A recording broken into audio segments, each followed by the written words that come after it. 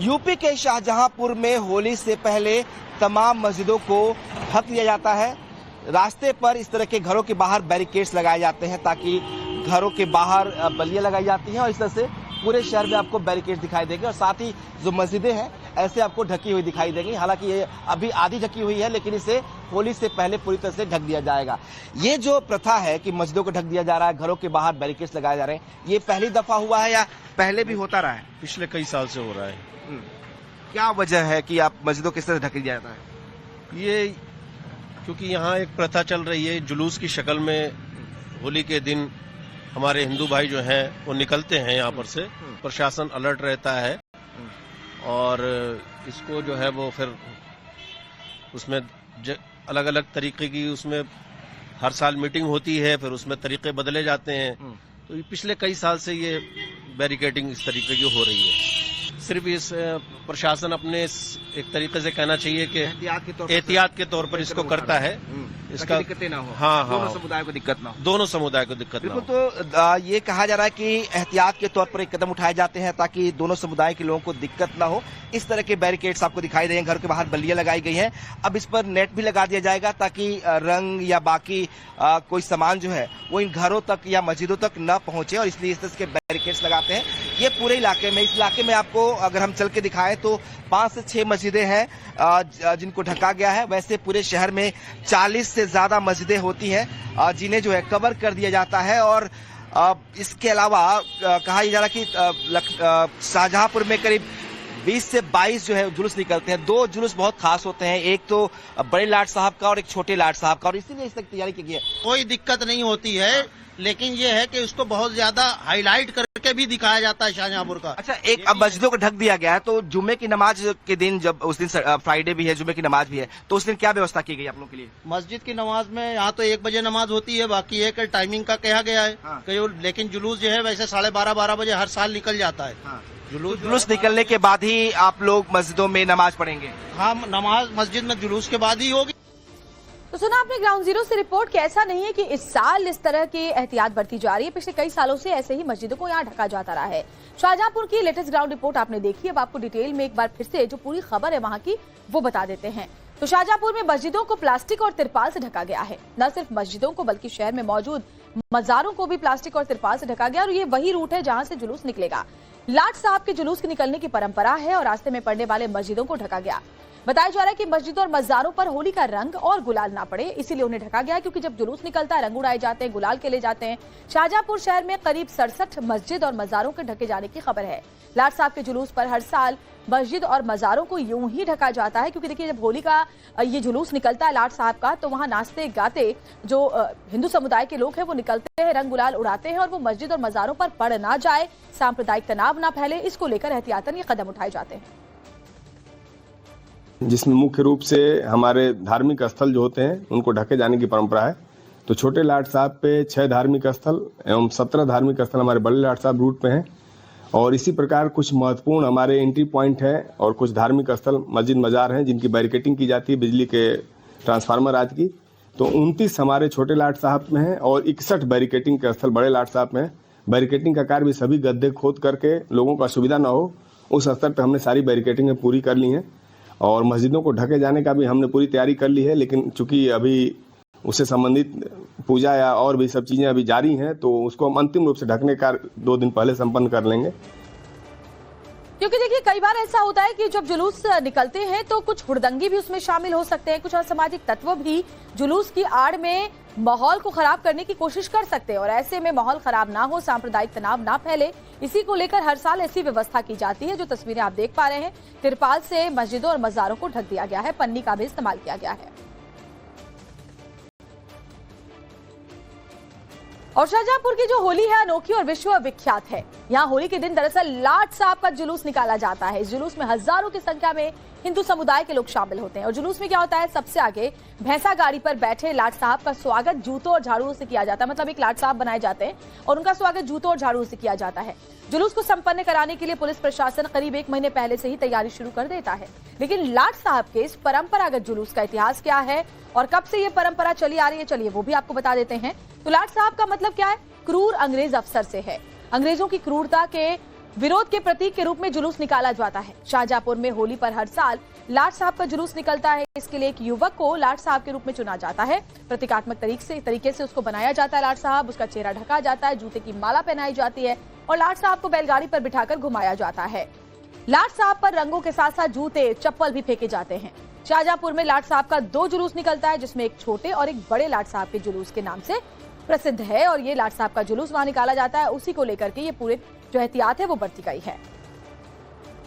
मेरा और डीएम साहब द्वारा इसमें स्थलीय निरीक्षण कर पूरा का रूट स्टार्टिंग पॉइंट से लेके एंड पॉइंट तक हम लोग कर चुके हैं। उसमें जो रास्ते में पड़ने वाला मस्जिदों को भी ढका गया है और पिछले साल से ज़्यादा इस बार उस दोनों जुलूसों में हम लोग ड्यूटी भी बढ़ा रहे हैं और इसके अलावा जो संवेदनशील पॉइंट्स है उसमें हम लोग पिकेट ड्यूटी भी लगा दिया है। ये कि इस बार हम लोग जो होली का जो जुलूस है निकलने के या ख़त्म होने के बाद जो मस्जिद का ये लोग नमाज पढ़ने जाते हैं उस बीच का टाइम को भी बहुत विशेष ध्यान रखते हुए जुलूस के बाद का ड्यूटी को बहुत फोकस करते हुए उसमें भी जोन और सेक्टर का बांटा गया और उसमें 2 डीएसपी और कुछ एसएचओस को हम लोग पूरा फोर्स का साथ हम लोग ड्यूटी लगा रहे हैं।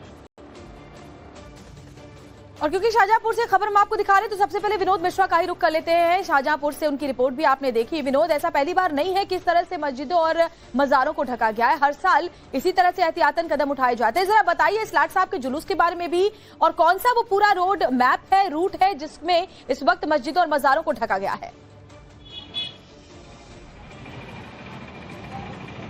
देखिए, बिल्कुल इस वक्त मैं केरूगंज में हूं और ये वो रूट है जिसपे सबसे ज्यादा मस्जिदें हैं और छोटे लाट साहब के जो जुलूस है इसी इलाके में निकलता है, इसलिए यहाँ पर ज्यादा एहतियात बरती गई है। आपको दिखाते हैं कि जो बातें कही जा रही थी प्रशासन की तरफ से, यहाँ पे आपको दिखाई भी देगा वो बैरिकेड से नीचे आपको देखेंगे हर तरफ बैरिकेड्स लगाए हुआ दिखाई देगा घरों के बाहर और ऊपर जो है मस्जिद जो है उसे ढका गया है। और ये तस्वीर जो है आपको इस पूरे इलाके में, ये पूरी सड़क जो है करीब 2 किलोमीटर की है और 6 से 7 मस्जिद सिर्फ इस सड़क पर है और सभी पर यही हालात है कि सभी को मस्जिदों को ढक दिया गया। बड़ी बात यह भी है कि आपको तस्वीर दिखाते हैं, जो मीनारे हैं ऊपर गुंबदें हैं उन तक को भी ढक दिया गया है। तो क्या इतना खतरा है कि रंग वहां तक पहुंचता है? बहुत सारे लोग भी हैं, इनसे बात करेंगे। ये जो मस्जिदों को ढकने का परंपरा कैसी है, जो ये शॉर्ट जो मस्जिदों को ढक दिया जा रहा है, गुंबदों को ढक दिया जा रहा है, पूरा बैरिकेड कर दिया जा रहा है, क्या है इसका मकसद? यहाँ पर मस्जिदों का ढकना इसलिए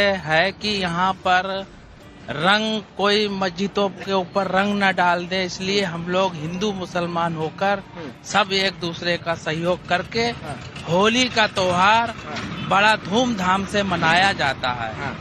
तो ये पहले से परंपरा रही है कि अभी शुरू हुई है? ये कई सालों से परंपरा चली आ रही है मस्जिद को ढकने का, तो मस्जिद को ढकने का। तो गुंबद ये मीनार वाला क्यों ढक देते हैं? उतना ऊपर तक रंग जाता है क्या? हाँ बिल्कुल। अच्छा। हाँ, आजकल जो है इतनी बढ़िया बढ़िया चाइनीज पिचकारियां आ गई हैं, उससे उन मीनारों तक चला जाता है रंग। और भी लोग हैं यहाँ पे जो यहीं रहते हैं, इनसे ही बात करेंगे। आप लोग तो यहीं के रहने वाले हो भैया, आप तो यहीं के रहने वाले? चाचा आप यहीं के रहने वाले हो ना? यहीं के रहने वाले हो ना? ये हर साल लगता है बैरिकेड से? अच्छा ठीक है, बात भी करें। शाहजहांपुर में हर साल ऐसी व्यवस्था की जाती है कि मस्जिदों और मज़ारों को ढका जाता है ताकि रंग गुलाल वहां ना पड़े। लेकिन गौरव, जब संभल के सीओ ने यही बात कही कि भाई अगर आपको लगता है कि धर्म भ्रष्ट हो जाएगा रंग गुलाल पड़ने से, तो घरों के अंदर रहे। जो व्यवस्था हम शाहजहांपुर में देख रहे हैं, कुछ उसी तरह की व्यवस्था की तो बात संभल में कही जा रही है। बावजूद इसको लेकर के जमकर के बवाल मचा। फिलहाल जरा बताइए, जो जुलूस वहां पर शुरुआत हुई है रंगभरी एकादशी के साथ, उसको लेकर तैयारियां क्या है और वहां क्या माहौल है होली को लेकर? बिल्कुल, देखिए संभल में होली को लेकर तैयारियां बहुत व्यापक स्तर पर की गई हैं, क्योंकि कल यानी कि 13 तारीख को होलिका दहन के बाद जो है एक बड़ा जुलूस जो है वो शहर में निकलता है। उसके बाद 2-3 जुलूस होली के दिन निकलते हैं और ऐसे में जिन इलाकों में होली होती है और खास करके जो मिश्रित आबादी है वहां पर जो है सुरक्षा के व्यापक प्रबंध किए गए हैं और लगातार जो पुलिस सुरक्षा बल है वो संभल और उसके आसपास के जितने भी हिस्से हैं वहां पर लगातार फ्लैग मार्च होंगे, पुलिस की तैनाती रहेगी। साथ ही साथ जो शाही जामा मस्जिद का इलाका अगर हम दिखाएं तो यहाँ पर भी जो है वो काफी डिप्लॉयमेंट जो है वो पुलिस का कर दिया गया है। अगर आप देखें तो आरआरएफ के और पीएसी के जवान यहाँ पर जो है वो मौजूद रहते हैं। तो कुल मिलाकर व्यवस्था यहाँ पर यही है कि लोगों के लिए ज्यादा से ज्यादा जो है वो सुरक्षा व्यवस्था का इंतजाम किया जाए। रही मस्जिदों के ढकने की बाद तो यहाँ पर इस तरह की कोई परंपरा नहीं रही है। लेकिन कल हम शहर मुफ्ती से बात संभल में कर रहे थे तो उन्होंने खुद कहा था कि हमने अपील की है तमाम मस्जिद के मुतवल्लियों से कि जहां पर भी मिश्रित आबादी है वहां पर जो नमाज का वक्त है वो बढ़ाकर तकरीबन जो है वो आधे से 1 घंटे बढ़ा दिया जाए। जो हमें जानकारी है तो इस शाही जामा मस्जिद में जो नमाज का वक्त, जुमे की नमाज का वक्त है वो बढ़ाकर जो है वो 2:30 बजे के आसपास किया जा रहा है, जो कि 1-1:30 बजे के आसपास होती है।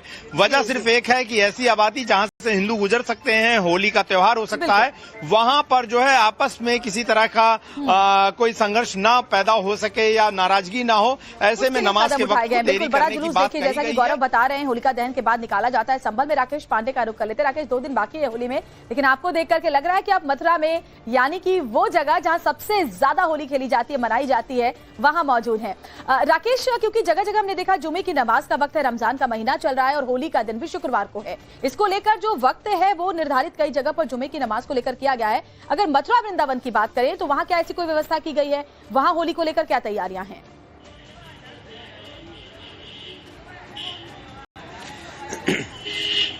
बिल्कुल श्वेता, मैं सबसे पहले आपको तस्वीरें दिखा देता हूं कि मैं कहां पर मौजूद हूं। मैं मौजूद हूं मथुरा गेट, जो पुलिस चौकी है वहां पर मौजूद हूं। आप ये देखिए, ये वृंदावन में आता है ये पूरा ये पुलिस चौकी जो है, और ये मुख्य सड़क है। मुख्य सड़क से थोड़ी सी दूरी पर ये मस्जिद है।